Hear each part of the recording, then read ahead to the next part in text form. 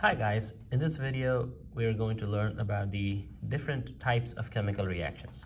So far you have learned that any chemical reaction has a reactant and a product, but now we are going to categorize chemical reactions based on what's going on with the reactants and how the products are formed.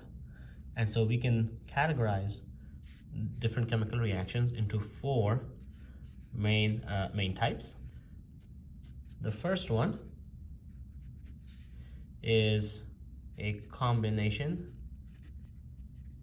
reaction, sometimes also referred to as synthesis reaction.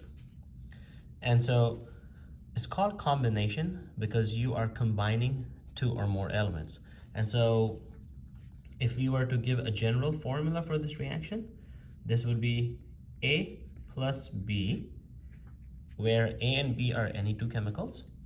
They combine to make a chemical AB. An example of this reaction would be carbon plus oxygen gas, and we know carbon is solid, yields carbon dioxide gas. Notice how carbon, which is an element, plus oxygen, another element, combines to make carbon dioxide. Now, opposite of that, decomposition reaction. And as you might have guessed already, decomposition is the exact opposite of combination. So you have one molecule splits into its individual elements. So its general formula would be AB yields A plus B. And we can take the same example as we did in the first one, but now we can simply flip it. So we can say that carbon dioxide gas splits into its individual elements, which are solid carbon and oxygen gas. Now the third type of chemical reaction is called a single replacement reaction. And as you might have guessed, the word replacement involves taking one element and replacing with another element. And so if I write the general formula for that, it would probably make a lot more sense. So in this reaction, you have a molecule AB. This is made from element A and element B combined together. And this is reacting with an element C. And so what's gonna happen is element A is replaced by element C. And so AB becomes CB, and the element A is by itself. Okay, so in essence, what we just did was we replaced one element with another element. Okay, so this is a single replacement reaction. An example of this is HCl, which is hydrochloric acid, reacts with magnesium. Okay, and so in this case, what's going to happen is magnesium is going to replace hydrogen, and you end up with MgCl2 plus hydrogen gas. Please remember that when you flip these formulas, you still have to make sure that you get the correct formula using the correct charges and everything else. So I know that magnesium is a 2 positive ion and chloride is 1 negative ion, so that's why I need 2 chlorides to balance out the 1 magnesium. And I also know that when hydrogen is by itself in a gas form, it has to be H2. Just for accuracy's sake, we will go ahead and balance this equation, and all we have to do is add a 2.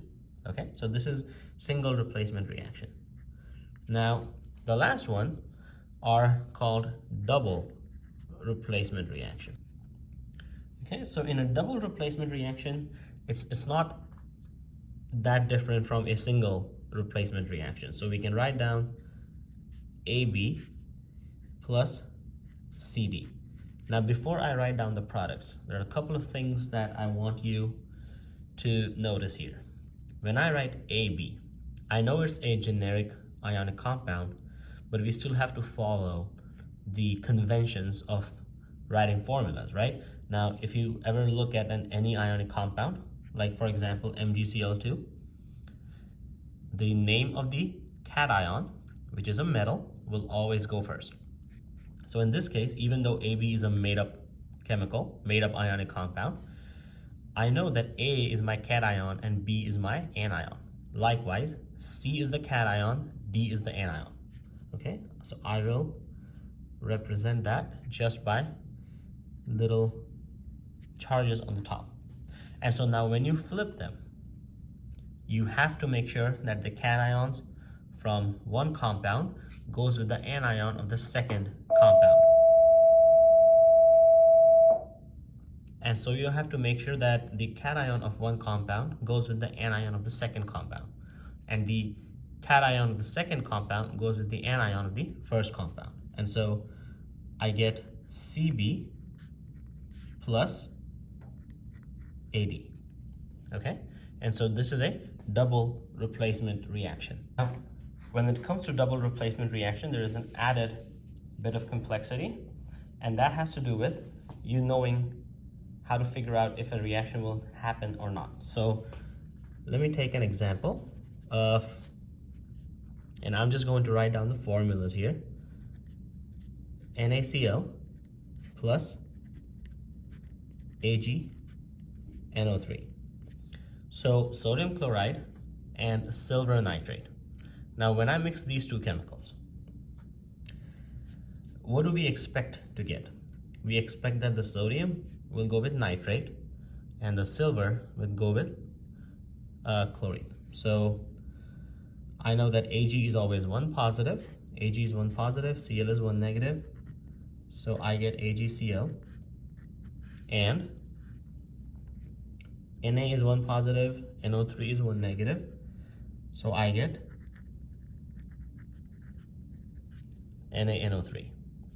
Now here's the thing you need to figure out. When you write down these products, you have to look at the solubility. The requirement here is that at least one of these two products has to be insoluble. Okay, so either AgCl has to be insoluble or NaNO3 has to be insoluble. For that, we turn to our solubility of common ionic compounds. This is the chart that's on the back of the periodic table. And we notice here that nitrate, NO3, has no exceptions, and it is always soluble. What does that tell us? It tells us that NaNO3 is always soluble in water. Which brings us to AgCl. AgCl has Cl negative, which is soluble. However, a compound of Ag is an exception, and that tells us that AgCl is an insoluble compound, which means that when you have NaCl and AgNO3 mixed together, you will get a precipitate of AgCl. So we will put an S over here, and then the NaNO3 will stay dissolved. Okay, now let's take another example. This time we will take NaCl plus